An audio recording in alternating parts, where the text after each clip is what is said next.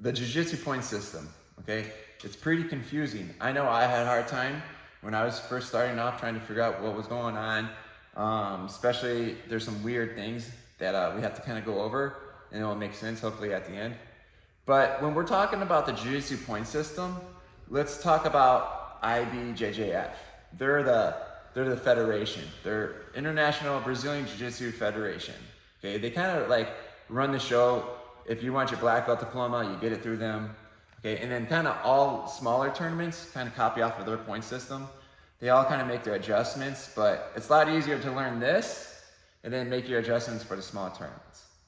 Anyways, so let's kind of go over them. When I look at the point system, I look at them as two categories. You have your nouns and your verbs, okay? Your nouns are like your positions. Like you have your mount position. If you hold that for 3 seconds, you get 4 points. Okay, and then you have your back control position. That's like almost like a piggyback where like you get your hooks in. As long as your feet aren't crossed, you hold that for 3 seconds, you get 4 points. Okay, the next position will be knee on belly.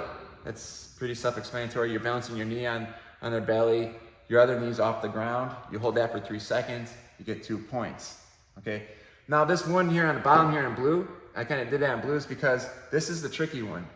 A lot of people think you get points for side control. That's not true. You're not getting any points for side control. We're kind of going to go over why people think they get points for side control. But first, let's go over to the verb column. Okay. So now we have the verbs. These are like actual actions, like a takedown.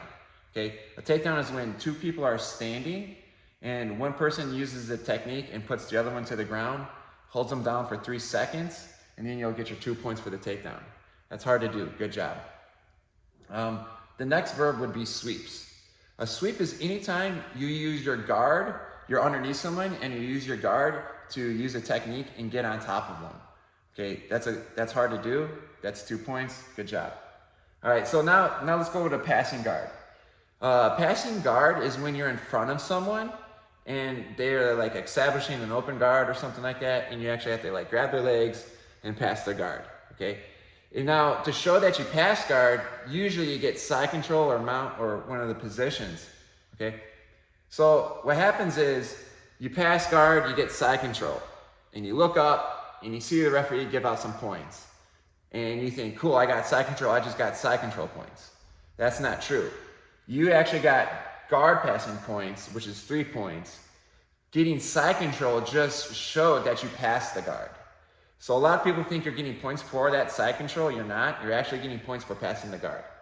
Okay. And another really tricky one is reversals. Okay. Reversals you get 0 points for. All right. A lot of people get reversals and sweeps mixed up because reversal and sweep, you're both on bottom of the scramble and you're getting on top of your opponent. The biggest thing is with a sweep, you're using a guard to get on top of them. A reversal is like, you're just kind of like scrambling, bellying down, getting a single leg, and just wrestling and getting on top. And that's reversal. So that's 0 points. So if you're in a tournament and you're on bottom, you don't want to be working your reversals, you want to be working your sweeps. And I've seen a lot of matches win and loss just over that concept of last 30 seconds, the guy's working reversals instead of sweeps, and he gets it, and he wonders why he didn't get his points. So that's a really big deal there. But for the most part, you know, you got your nouns and your verbs, okay? And every other tournament kind of follows this. So once you get this down, you could really have fun, you know, training at open mats, kind of keeping score in your head, you know, kind of makes it fun. Don't be competitive about it. Don't have a huge ego about it. But it does help when you're doing some like live rolling, keeping points in your head. It kind of gives you the right direction of where you're going and making sure you're doing jiu-jitsu the right way.